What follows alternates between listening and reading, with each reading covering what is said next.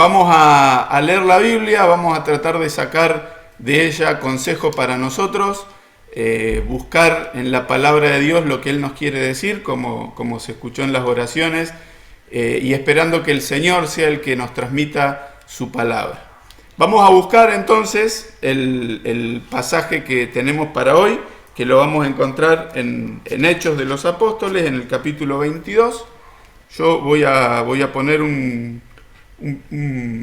una ayuda, memoria visual, como para que podamos ir viendo, tomando notas si alguien quiere, o si después quieren estas placas como para tenerlas de ayuda a memoria o seguir profundizando, no hay ningún problema, la podemos compartir sin inconvenientes. Vamos a leer el capítulo 22, verso 30, hasta el capítulo 23, verso 11. Este es el pasaje en la continuidad de lo que ustedes han estado estudiando.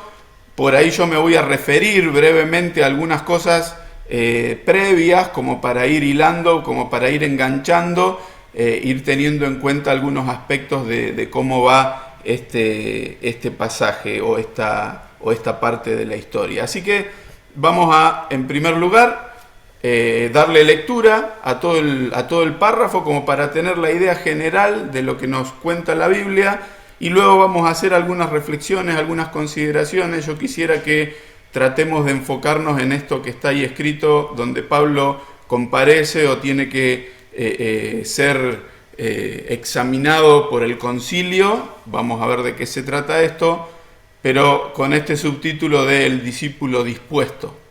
Hay un discípulo que es Pablo, que está dispuesto frente al Señor a una serie de cosas que vamos a tratar de analizar. Así que vamos a leerlo. Leo desde el verso 30 del capítulo 22 hasta el verso 11 del capítulo 23. Dice así la Biblia: Al día siguiente, queriendo saber de cierto la causa por la cual le acusaban los judíos, le soltó las cadenas y mandó venir a los principales sacerdotes y a todo el concilio, y sacando a Pablo le presentó ante ellos. Capítulo 23. Entonces Pablo, mirando fijamente al concilio, dijo: Varones hermanos, yo con toda buena conciencia he vivido delante de Dios hasta el día de hoy. El sumo sacerdote Ananías ordenó entonces a los que estaban junto a él que le golpeasen en la boca. Entonces Pablo le dijo: Dios te golpeará a ti, pared blanqueada. ¿Estás tú sentado para juzgarme conforme a la ley y quebrantando la ley me mandas golpear? Los que estaban presentes dijeron: ¿al sumo sacerdote de Dios injurias? Pablo dijo: no sabía, hermanos, que era el sumo sacerdote, pues escrito está: no maldecirás a un príncipe de tu pueblo. Entonces Pablo, notando que una parte era de saduceos y otra de fariseos, alzó la voz en el concilio: Varones hermanos, yo soy fariseo, hijo de fariseo. Acerca de la esperanza y de la resurrección de los muertos se me juzga. Cuando dijo esto, se produjo disensión entre los fariseos y los saduceos, y la asamblea se dividió. Porque los saduceos dicen que no hay resurrección, ni ángel, ni espíritu, pero los fariseos afirman estas cosas.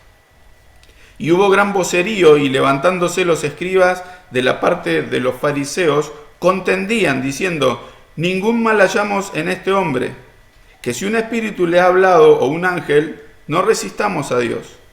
Y habiendo grande disensión, el tribuno, teniendo temor de que Pablo fuese despedazado por ellos, mandó que bajasen soldados y le arrebatasen de en medio de ellos y le llevasen a la fortaleza.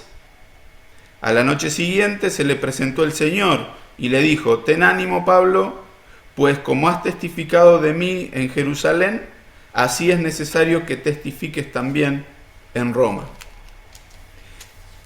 Este pasaje que hemos leído, que compartimos en la continuidad del estudio del libro de los Hechos, es un punto clave, es una inflexión en la historia, en el recorrido del apóstol Pablo, porque a partir de acá el apóstol Pablo empieza un periodo de prisión, de estar preso, de estar en cárcel, primero en Jerusalén, luego en poquito tiempo en Cesarea, alrededor de 2 años, un poquito más de 2 años, y luego viaja a Roma, donde está preso hasta el día de su muerte, salvo un corto periodo que estuvo en libertad, según algunos que estudian la Biblia. Así que este punto en la vida de Pablo es importante notar, porque a partir de acá ya el apóstol Pablo no va a estar recorriendo como lo hacía hasta antes de venir a Jerusalén, sino que va a estar encarcelado.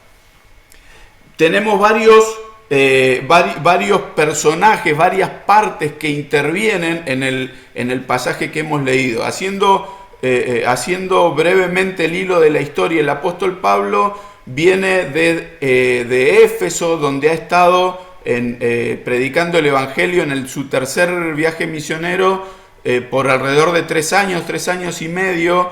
Viaja hasta Jerusalén para una fiesta judía que él quería estar, y estando en el templo lo acusan de haber metido al templo a una persona no judía.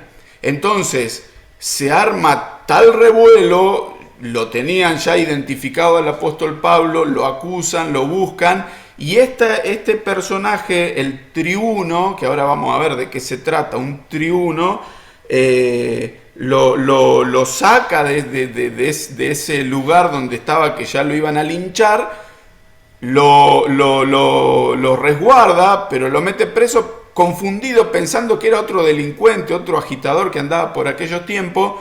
Y entonces, cuando se da cuenta de que este Pablo no era ese personaje, sino que era un ciudadano romano, lo atiende de otra manera y entonces lo presenta delante de las autoridades judías. Entonces, lo primero que tenemos nosotros es a un personaje que es el tribuno.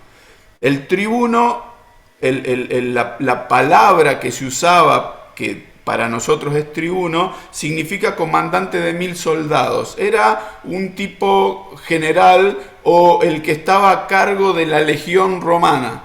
Entonces, según dice esta explicación, el comandante militar tenía mucha autoridad y podía asignar centuriones, presidía los tribunales, de una especie de juez, y hasta podía dictarle la pena de muerte a alguien, algún delincuente. Así que tenía como si fuera un policía, pero a la vez un juez. Tenía mucho poder y tenía a cargo toda la legión. Se cuenta que las legiones romanas tenían 6 tribunos, pero no separada en 6 la legión, sino que cada tribuno dominaba sobre toda la legión.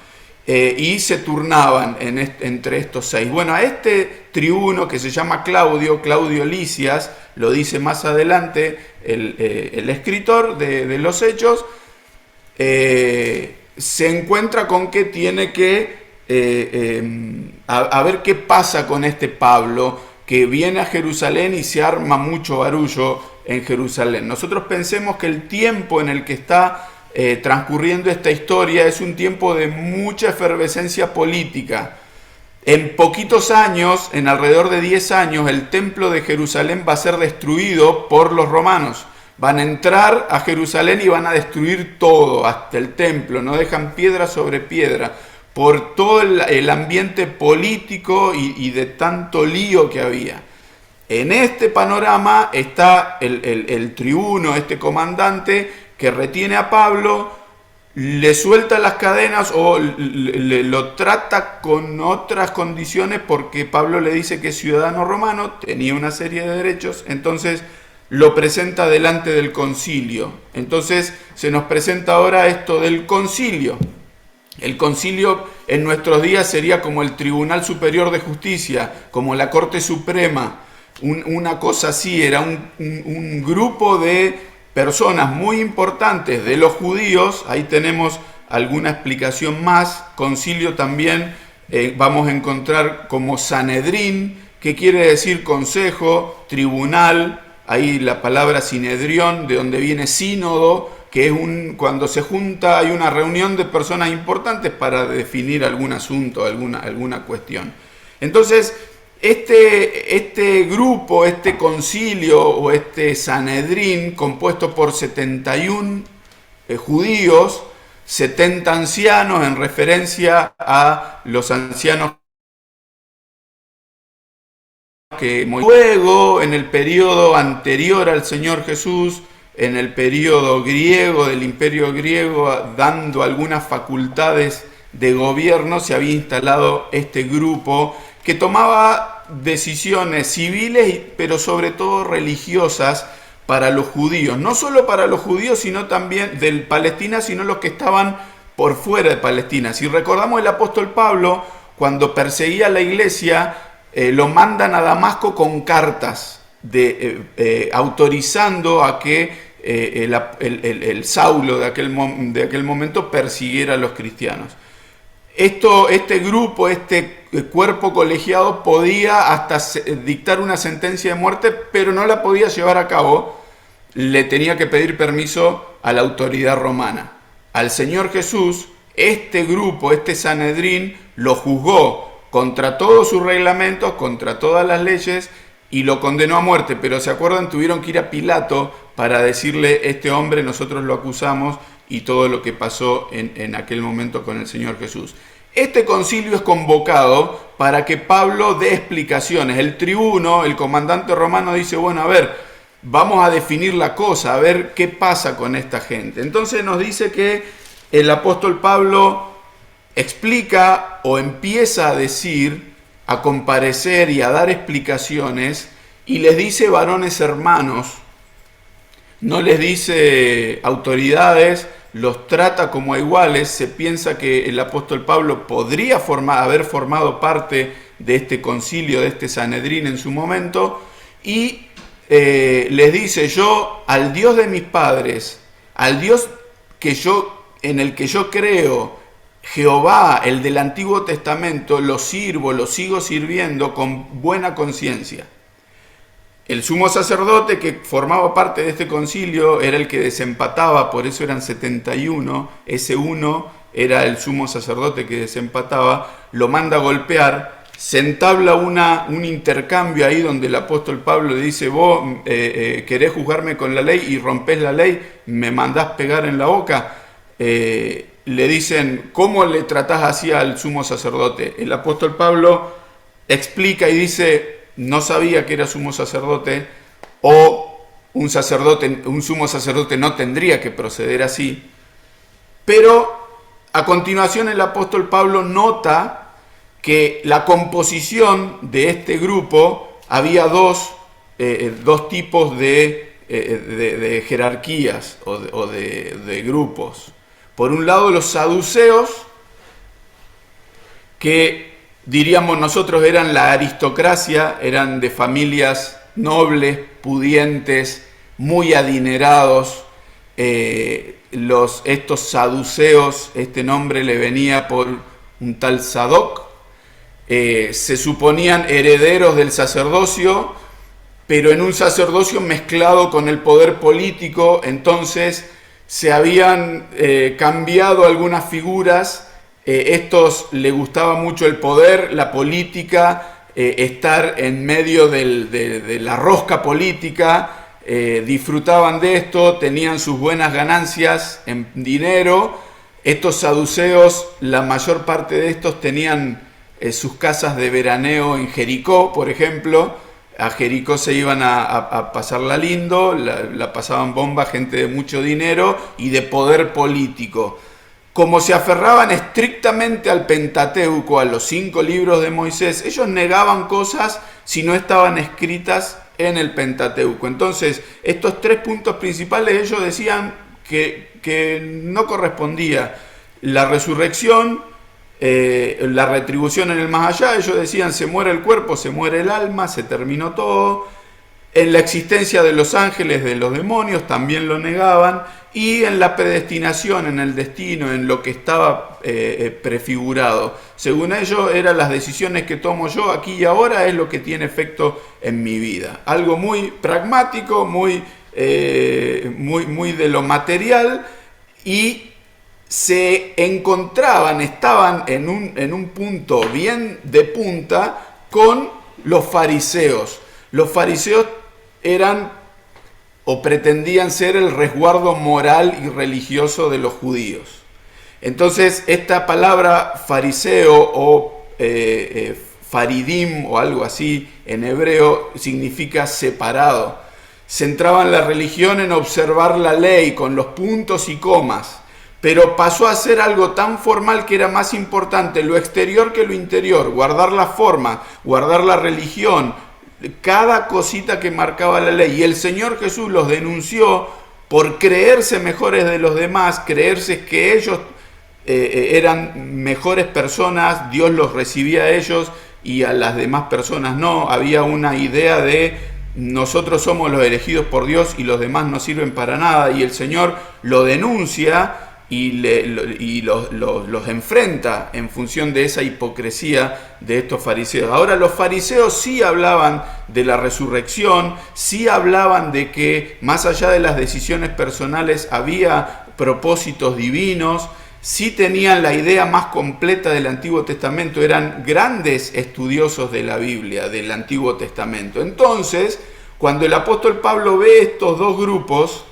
de algún modo toma su enseñanza para lograr que esto que se habían puesto de acuerdo para condenarlo, alguna fisura para encontrarlos a ellos y hacerlos pensar en cuál era la situación de ellos. Entonces, cuando el apóstol Pablo dice en el verso 6, yo soy fariseo, hijo de fariseo, el apóstol Pablo de algún modo saca chapa de lo que él era antes, a lo que había renunciado, pero él dice, yo soy fariseo, hijo de fariseo, un fariseo seguramente importante de Tarso, de donde era él. Entonces le dice, ¿de qué se me juzga? De la esperanza y de la resurrección, cosas que los fariseos defendían y los saduceos negaban. Entonces se arma la discusión, en lugar de enfocarse en el apóstol Pablo, se empiezan a pelear entre ellos. Y entonces cambia la postura y unos dicen, pero no, si es por esto, entonces está bien. Y los otros lo negaban, pretendiendo seguir condenando al apóstol Pablo. Se arma de vuelta tal discusión y la cosa se empieza a poner tan brava que el tribuno, cuando ve que en cualquier momento lo agarran a Pablo y lo iban a hacer puré, entonces lo manda a sacar y se lo lleva. No sabemos si la discusión siguió. Resulta que el concilio que se había juntado para ver qué pasaba con el apóstol Pablo, se armó tal discusión que el apóstol Pablo es sacado de ahí, aunque aproveche el apóstol Pablo a hacer defensa de lo que él creía, la esperanza y la resurrección. Por eso el apóstol Pablo es tan central, su idea y lo que transmite acerca del Señor Jesús, la esperanza y la resurrección, está la clave de la predicación del apóstol Pablo para estos temas está en el Señor Jesucristo, en la persona del Señor Jesucristo. El apóstol Pablo escribió en primera carta a los Corintios, si el Señor Jesús no resucitó, entonces no hay resurrección, nuestra fe es vana. La clave de nuestra esperanza es la certitud de que el Señor Jesús resucitó, Él está vivo y es nuestra esperanza. Hay resurrección de los muertos. ¿Qué pasaba con los fariseos? Aunque defendían la resurrección, no admitían que Jesús era el Mesías y que Él había resucitado. Entonces el apóstol Pablo es sacado de este ambiente y a continuación el Señor se le presenta y le dice, mira Pablo, así como vos hablaste acá en Jerusalén, yo te tengo preparado que vayas a Roma. Así que de esto que hemos leído y de esto que hemos tratado de hacer rápidamente como un pantallazo y relatar la historia, porque, insisto, este punto es crucial porque ya el apóstol Pablo, por el tribuno, por Claudio Lisias, es dejado en prisión y luego trasladado, ahí a continuación seguramente cuando sigan estudiando del libro de los Hechos a continuación en lo que sigue. Ahora, yo quisiera referirme, de acuerdo a lo que hemos leído, en tres cosas que consideramos de este discípulo dispuesto. Vamos a ir bastante rapidito como para dar la idea completa de estas tres palabritas que tratamos de hacerlas con la misma palabra, con la misma letra inicial, como para que las podamos recordar después. En primer lugar, un discípulo, vemos en Pablo un discípulo dispuesto a sufrir. Si nosotros preguntamos a cualquier persona de nuestro barrio, de nuestra iglesia, de donde sea, ¿vos querés sufrir? La respuesta unánime va a ser no. Nadie quiere sufrir, nadie quiere pasar por el dolor, nadie quiere pasarla mal. Ahora, el apóstol Pablo, vamos a leer esos versos que tenemos ahí anotados, algunos un poquito antes, también de Hechos, donde descubrimos que el apóstol Pablo, el Señor Jesús le está anticipando que iban a haber sufrimientos por la causa del Señor Jesús. Vivimos en tiempos donde lo que prima es la comodidad, donde lo que prima es andar bien y no queremos pasarla mal, no queremos nada que nos incomode.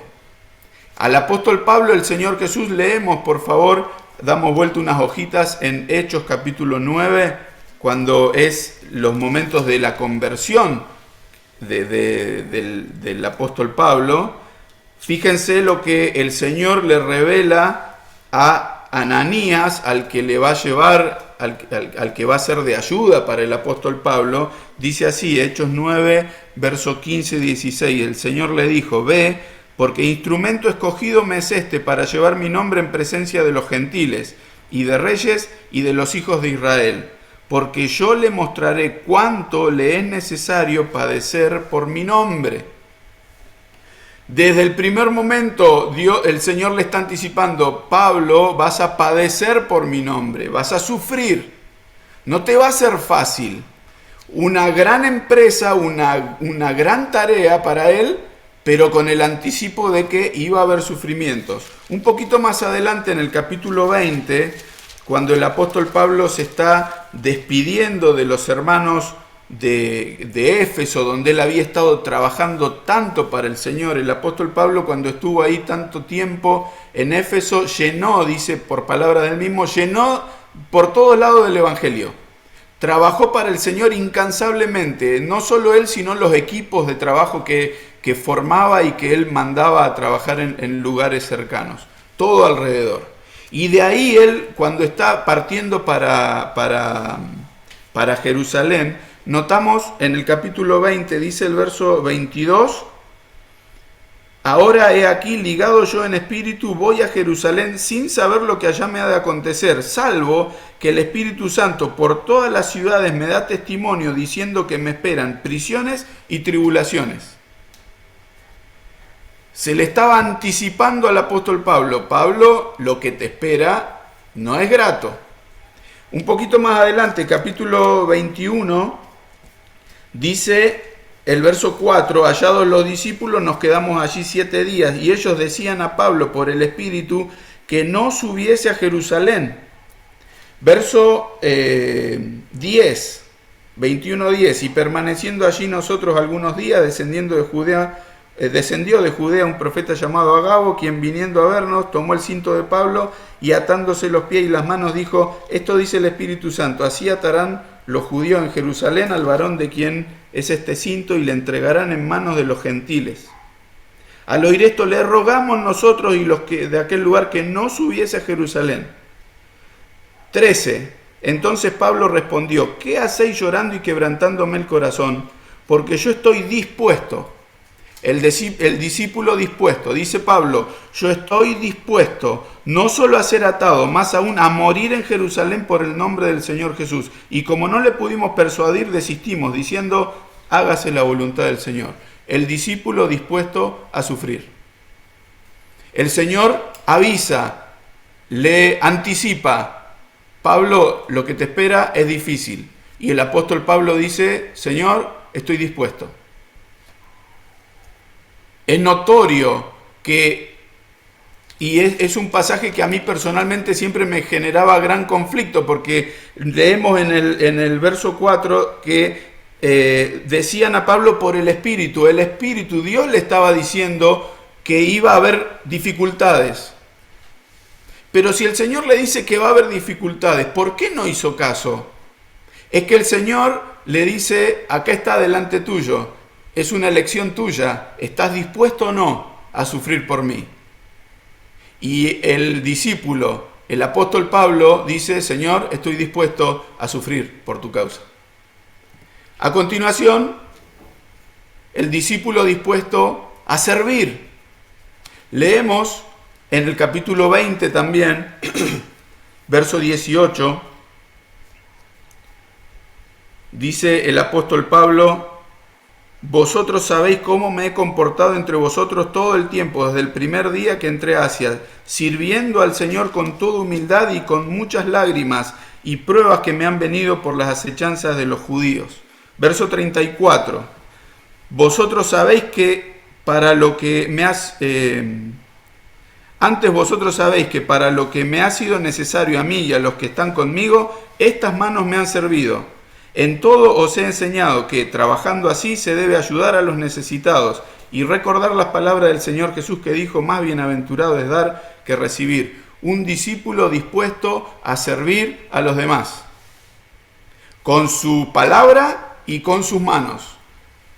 Un apóstol Pablo que no dijo, bueno, yo vengo acá como el apóstol, sírvanme a mí. Al contrario, dice, con toda humildad sirviendo a todos, en cada forma y oportunidad que se presentó, estuvo dispuesto a servir. Y si era necesario con sus manos trabajar para poder ayudar a los necesitados, ahí lo teníamos al apóstol Pablo.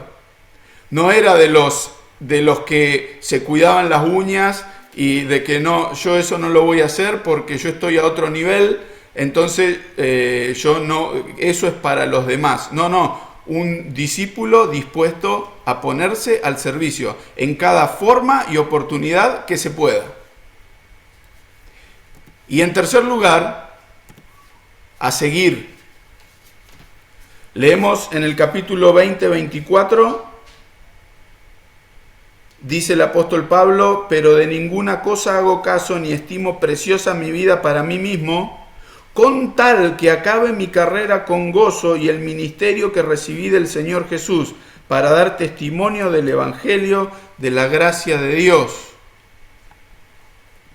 Dice, no estimo preciosa mi vida, yo quiero continuar, Dios tiene algo preparado para mí y yo quiero seguirlo. No quiero dejarlo pendiente, no quiero dejarlo atrás, quiero continuar con esto. Las palabras del apóstol también en Filipenses capítulo 3,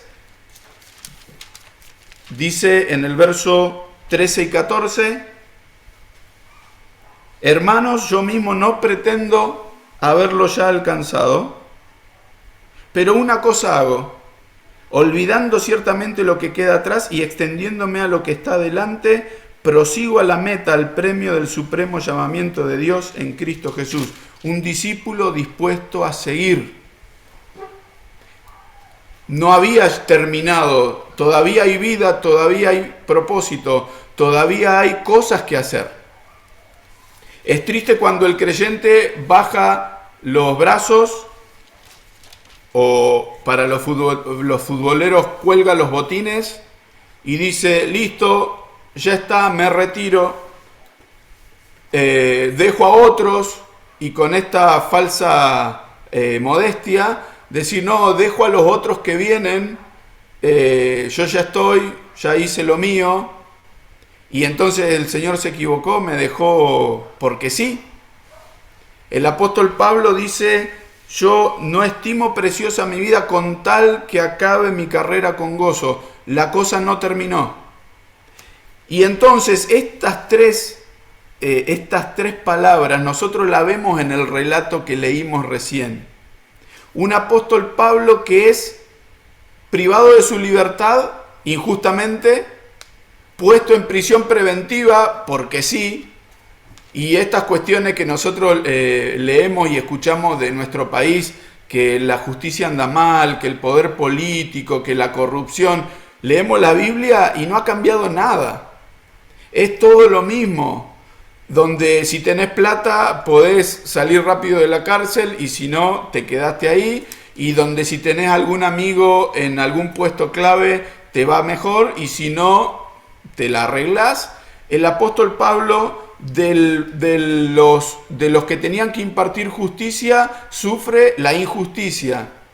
De uno que tenía que examinarlo de acuerdo a la ley de Dios, le manda pegar un golpe en la boca. Sufrir el desprecio de sus propios paisanos, de su propia nación. Y no solo el desprecio, sino el peligro de la vida, porque estaba en riesgo su vida. Entonces, por defender la causa del Señor Jesús, Pablo está sufriendo. Ahora, apenas se le presenta la oportunidad de hablar del Señor, el apóstol Pablo no dice, no, yo me quedo en la cárcel porque esa gente es mala, porque me tratan mal, porque no sé qué me va a pasar. Cuando le dice el tribuno, vení afuera, vas a hablar delante del concilio, allá está el discípulo dispuesto a servir. Si había que abrir la boca, si había que dar testimonio del Señor Jesús, ahí estaba el discípulo dispuesto. Donde me necesite el Señor, allá estoy. Y si hay que testificar, Señor, contá conmigo. Ahí está el discípulo dispuesto a servir. Ahora, más allá del resultado, porque evidentemente en el concilio no tuvo efecto que el apóstol Pablo pudiera dar explicación de su fe y de la persona del Señor Jesús, esa noche dice que el Señor Jesús se le presenta a Pablo y le dice, ten ánimo, Pablo, esto no terminó acá. Hay más. Y así como fue acá en Jerusalén, te necesito en Roma. Y tenemos al apóstol Pablo dispuesto a seguir, a continuar con el propósito de Dios para su vida. No dijo, Señor, basta ya está bien acá me quedo. Yo aflojo, bajemos un poco la intensidad porque esto está complicado. No, Señor, estoy dispuesto. Lo que tengas para mí, estoy dispuesto a seguir. Es interesantísimo ver que Pablo va al frente. Y no vemos, porque en Jerusalén había una iglesia, había muchos hermanos, había mucha gente cristiana, creyente, fieles del Señor Jesús. Pero acá lo vemos al apóstol Pablo que tiene que batallar casi en soledad. Y no vemos a un apóstol Pablo yendo a menos, sino diciendo, si el Señor está conmigo, voy para el frente. Ahora, esto que nosotros vemos en el apóstol Pablo, ¿tendrá que ver con nosotros en algún punto? ¿Tendrá alguna relación con nosotros como creyentes lo que el apóstol Pablo en su vida, en su experiencia hace, dice, piensa, escribe y nos transmite? Nosotros somos llamados a estar dispuestos a sufrir pacientemente por el Señor. La vida, va a haber cuestiones que no nos gusten, que nos sean dolorosas, que nos traigan sufrimiento. ¿A quién le gusta pasar por una enfermedad? ¿A quién le gusta pasar por el dolor? ¿A quién le gusta la complicación en la familia? ¿A quién le gusta el desprecio, que nos dejen de lado, el que en el trabajo te carguen, se burlen y hasta cualquier otra cosa? A nadie. Ahora, la cuestión es que si nosotros estamos dispuestos a este llamado de sufrir por el Señor. Dice Juan 16:33, palabras del Señor Jesús, donde nosotros veíamos recién que al apóstol Pablo se le anticipó y el apóstol tuvo que aceptar este desafío. Dice un dicho que el que avisa no traiciona. El Señor Jesús avisa y dice, no es todo fácil. El camino el Señor lo compara con un camino estrecho. La senda estrecha no es para andar como uno quiere, para uno le da la gana. La senda estrecha es con límites, con dificultades. Ahora el Señor Jesús en Juan capítulo 16, verso 33, dice así a sus discípulos y trasladado a nosotros. Estas cosas os he hablado para que en mí tengáis paz. En el mundo tendréis aflicción, pero confiad, yo he vencido al mundo. En el mundo tendréis aflicción. Y lo complementamos con primera carta de Pedro 4:12. Dice el apóstol Pedro, primera Pedro 4:12, amados, no os sorprendáis del fuego de prueba que os ha sobrevenido, como si alguna cosa extraña os aconteciese, sino gozaos por cuanto sois participantes de los padecimientos de Cristo, para que también en la revelación de su gloria os gocéis con gran alegría. No se sorprendan si el mundo los trata mal, no se sorprendan si hay pruebas, porque la vida del creyente va asociada al sufrimiento, al negarme, al tener que renunciar a mis comodidades por el Señor. Por eso digo que, y sobre todo para los jóvenes de hoy en día, es sumamente complicado porque la cultura para la juventud es hoy la comodidad, el pasarla bien, el estar tranqui, no el compromiso, no el gastarme para el Señor, eso no. Entonces, claro, si yo le estoy pasando bomba en este mundo, ¿por qué voy a tener ganas de ir al cielo? ¿Por qué voy a tener ganas de esperar que venga el Señor Jesús si yo ya acá estoy re bien? Tengo mis cosas, tengo mis vacaciones, la paso lindo, estoy bárbaro. Y hasta el diablo nos acuna en ese pensamiento para decir, hay que pasarla lindo, solo es pasarla bien. Y hay el aviso del Señor que nos tenemos que negar y va a haber padecimientos por el nombre del Señor Jesús. Ahora, hay un llamado también, así como el apóstol Pablo a nosotros, para estar dispuestos a servir fielmente al Señor. Leemos estos dos versos rápidamente. La primera carta a los Tesalonicenses 1:9, donde el apóstol les hace ver a los hermanos en Tesalónica el efecto que tuvo creer en Cristo en sus vidas, y uno de los efectos es este. Dice el verso 9, 1:9, porque ellos mismos cuentan de nosotros la manera en que nos recibisteis y cómo os convertisteis de los ídolos a Dios para servir al Dios vivo y verdadero. Para servir al Dios vivo y verdadero. El llamado a nosotros de parte del Señor es a servir, a ponernos al servicio de Él, a usar nuestras manos, a estar dispuestos a hacer cosas. Y todos podemos hacer cosas. Y algunos dicen, no, pero me cuesta la palabra, yo no puedo hacer. Pero hermano, ¿qué sabes hacer? ¿Qué facilidad tenés? ¿Qué habilidad tenés? Usted sabe de construcción, sabe las cosas hermosas que se pueden hacer en el local de la iglesia para ayuda de los demás en la construcción, testificando. Y alguien dirá, pero si yo no puedo ni salir de casa, pero no puede estar al servicio del Señor orando por los hermanos que sí pueden salir. Siempre podemos hacer, siempre podemos estar al servicio de los demás, al servicio para el Señor. Romanos 12:11 es un texto que es un pequeño garrotazo a veces a los creyentes. Dice 12:11, en lo que requiere diligencia, no perezosos, fervientes en espíritu, sirviendo al Señor. Lo que requiere diligencia, lo que hay que hacer en lo inmediato, no perezosos. No, en las actividades del año que viene voy a ver si me sumo en algo. Voy a ver qué puedo hacer. No, ya estamos en diciembre. Recién en marzo me voy a proponer a ver si... ¿Y cuánta cosa hay que yo puedo hacer por tanta gente que me rodea para el Señor, sirviendo al Señor?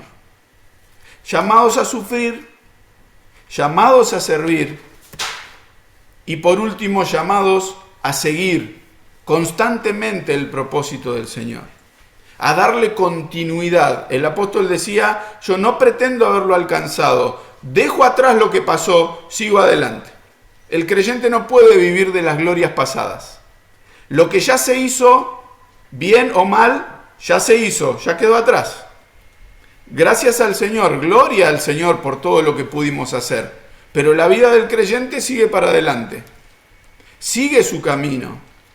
Dice que el camino de los justos es como la luz de la aurora que va en aumento, no va a menos, tiene que ir progresando. Y en el pasaje de Juan capítulo 21, lo leemos rápidamente, lo recordamos, luego de que el Señor Jesús lo desafía y le da una encomienda para que trabaje para nosotros.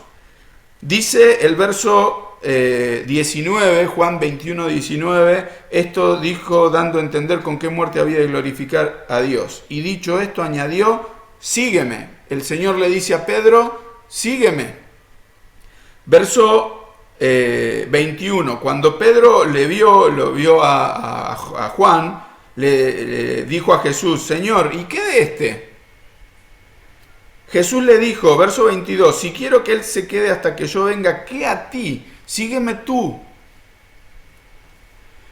No es para mirar al costado a ver qué está haciendo el otro. Hay una continuidad en la vida cristiana y tenemos que estar dispuestos a sígueme.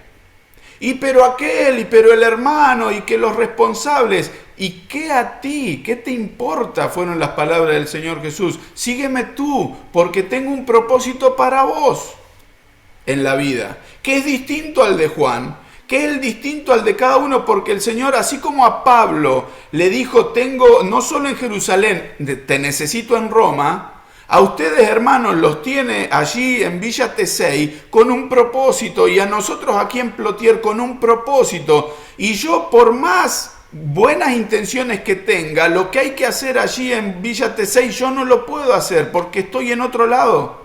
Y el Señor, ¿a quién tiene allí? Los tiene a ustedes. Así como ustedes, por más ganas y apoyo, la tarea que se hace en Plotier, el Señor tiene gente en Plotier para que la haga en Plotier. Y hay un propósito para cada uno. Entonces el Señor dice, ocúpate de lo tuyo, sígueme tú. Hay que continuar. Y así, el último verso de Mateo 28, 20, así como el apóstol recibió las palabras del Señor, ten ánimo, Pablo, porque vas a ir a Roma, pero voy a estar con vos. En Mateo 28, 20, el Señor Jesús le dice a los discípulos, cuando los encomienda a la tarea, a la predicación, al hacer discípulos, dice en 28, 20 al final, he aquí yo estoy con vosotros todos los días hasta el fin del mundo.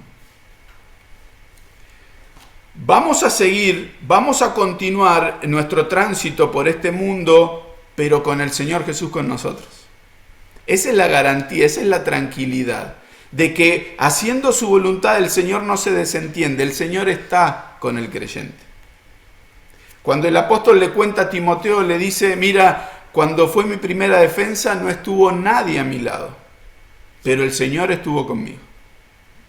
Entonces a veces puede ser que nos sintamos solos en el trabajo, en el servicio, puede ser, pero tenemos esta confianza, el Señor no se va, el Señor está al lado nuestro, el Señor nos acompaña y cuántas veces nos sostiene para seguir adelante en nuestro propósito. Así que, y para terminar, agradeciéndoles por este tiempo, agradeciéndoles por la atención, agradeciéndoles por la consideración de permitirnos entrar a su iglesia virtual, a su congregación y tener este rato que para nosotros es de tanto gozo, de tanto gusto, primero, o para decirlo de alguna manera, gracias de poder compartir con ustedes, conocerlos un poquito, pero con este sentir del corazón, que el Señor nos ayude a honrar su nombre,